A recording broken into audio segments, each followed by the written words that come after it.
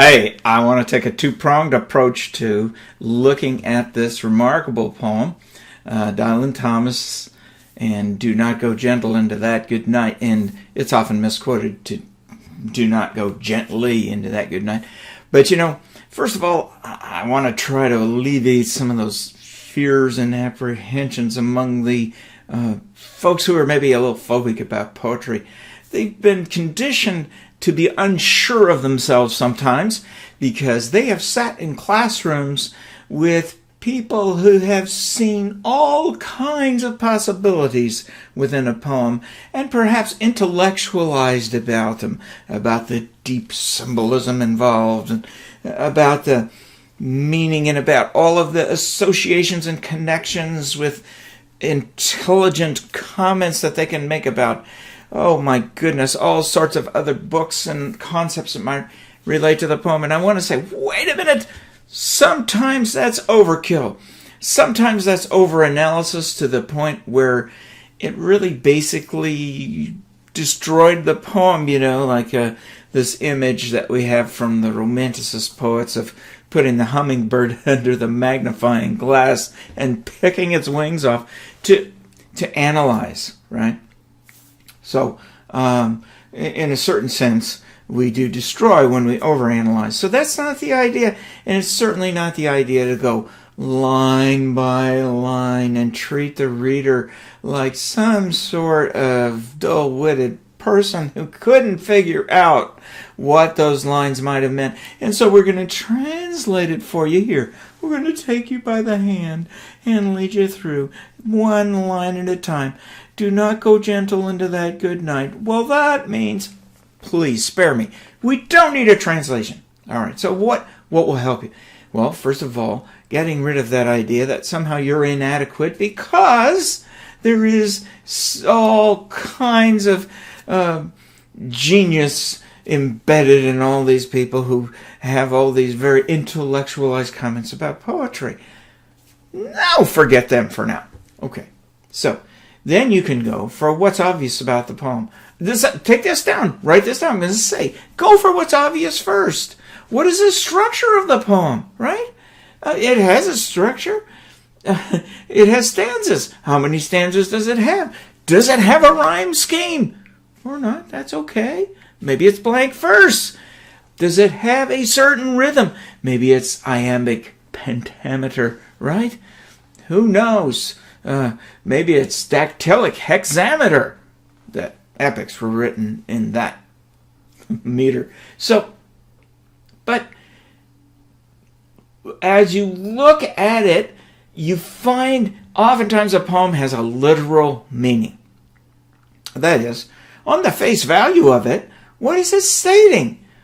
And we kind of avoid this nebulous, well, the poem is about, and then we sort of wander. So I wouldn't use that terminology per se. We do that about stories too, and that kind of muddies the picture a bit. So let's look at not that way of doing it, but literally what is the poem presenting to us. In this case, we have a conversation, but we don't have the other side of the conversation. But in the sense we do, because by the last stanza, the poet, and remember this is the persona, even though it says, my father, we cannot assume that this is 100% the poet, Dylan Thomas. That it may well incorporate a lot of his views. He was known to be a passionate, outspoken, confrontational, sometimes in-your-face individual. Love him for that, right?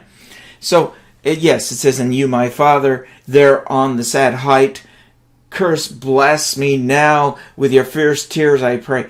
It's almost as if to say anything is better than being passive. Anything is better than simply giving in and giving up.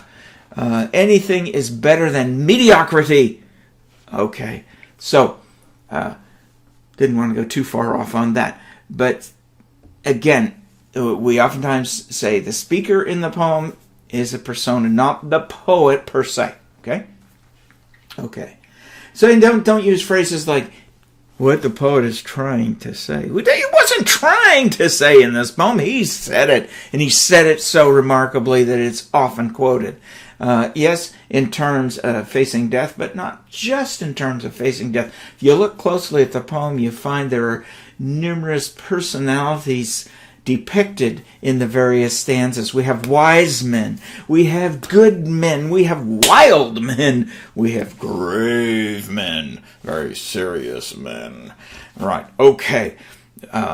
People of various casts of mind in how we face life, how we face light, how we face darkness. Okay, so I want to get back to this. We can talk about the stanzas. We can talk about the structure. We can talk about the diction. Did you write this down? The diction, the word choice.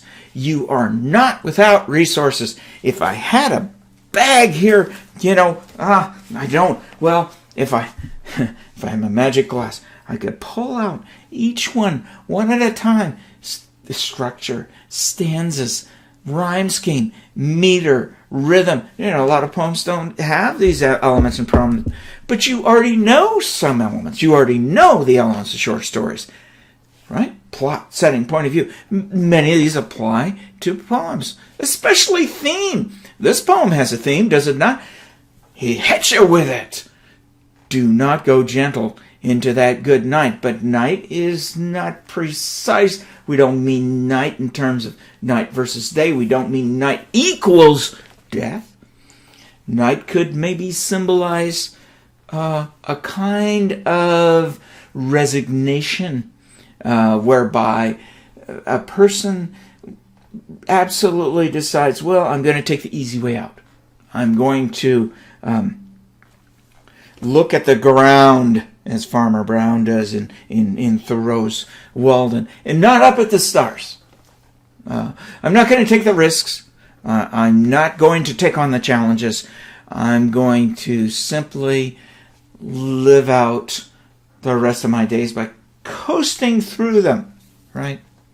That can mean, of course, different things to different people. All right, so we've got that. We've got literally what the poem says, literally what the poem is doing in this case, and in others. Like Frost's Road Not Taken. Two roads diverging on yellow wood, where there's a literal situation there where a person is facing two different paths, as we all have many times. We're not talking metaphor. We're not talking symbols. We're talking literally what's happening, physically what's happening, right? So there's a way in these poems, believe me. So, oh gosh, that's a scary phrase, isn't it? I've heard it too often lately. Don't believe me unless I give you evidence. Don't say I'm credible unless I offer you sufficient proof. Thank you for that. All right, so then we look at imagery, which is one of the earliest elements of poetry that we can look at. What are the images?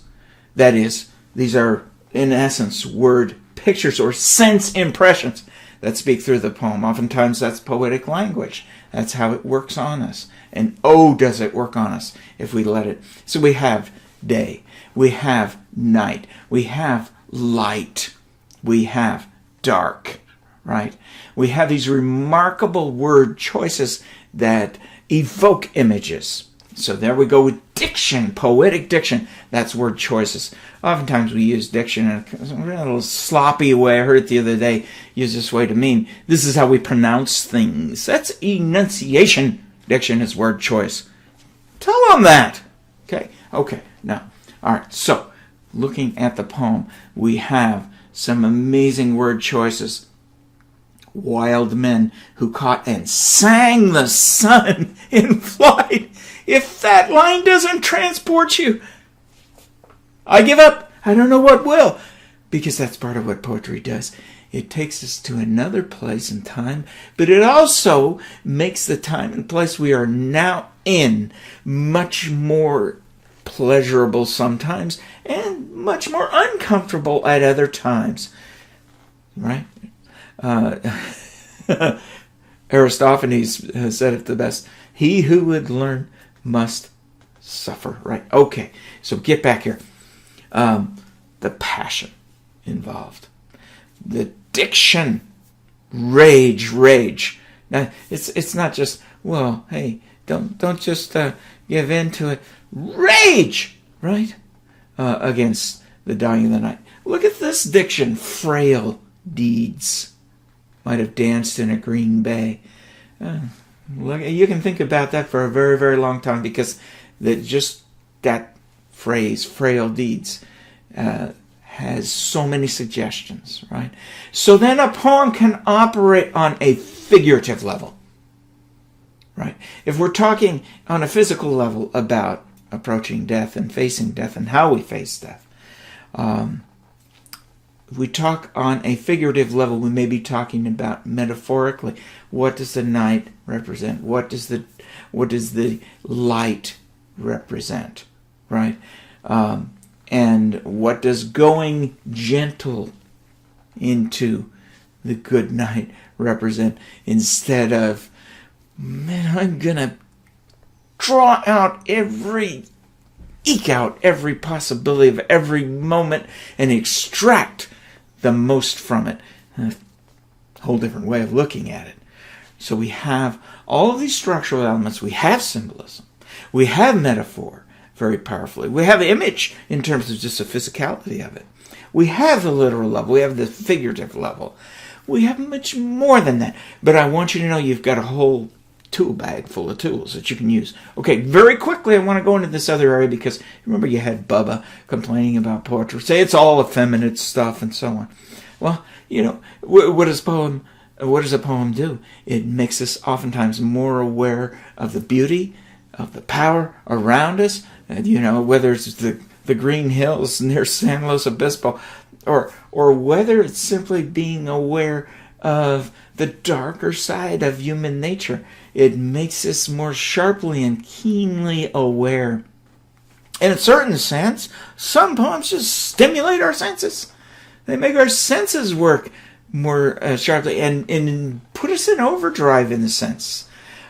Sometimes they give us insights that drive us to action. Sometimes they comfort us, right?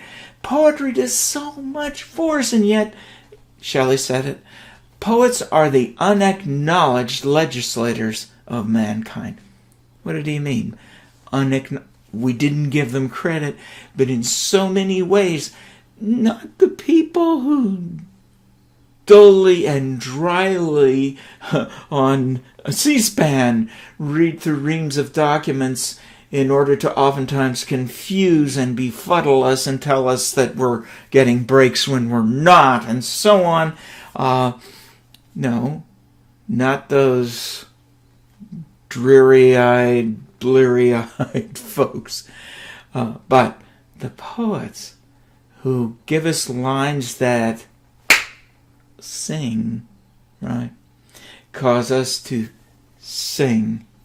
Caught and sang the sun in flight. That they ultimately are the ones who influence us. You don't think so? It's easy to put this in a context which shows it to be very true. If you will write down what's circulating in your head on any given few moments, even if it's not formal poetry, much of it will have to do with the elements of poetry. It'll be advertising jingles. It will be reprehensible slogans like "Make America Great" or "Make California Great" and so on. And yeah, true, yes, we can. That don't really have any substance whatsoever, but they're poetic in nature. Why? Because they're rhythmic, because they have images, and because they catch on to our sense of rhythm. So, not to say that all of those are necessarily put to evil ends or used in a very ignorant and thoughtless way to promote the opposite of what they claim they are promoting. Okay, I'm going to leave that there, but that was to get you hooked in and started and understanding how poetry can work its magic on you. By the way, get together, read these together, form live poet societies, and share them. And you will be amazed at the many possibilities that come up because of that. I'm offering bonus credit for those who document that they have met in a group of 3 or more, it has to be 3 or more, and call yourselves live poets and send the audio tapes of a little bit of what you're doing, MP3s of what you're doing, and I can justify sending you a couple of bonus points each. Let's say 3.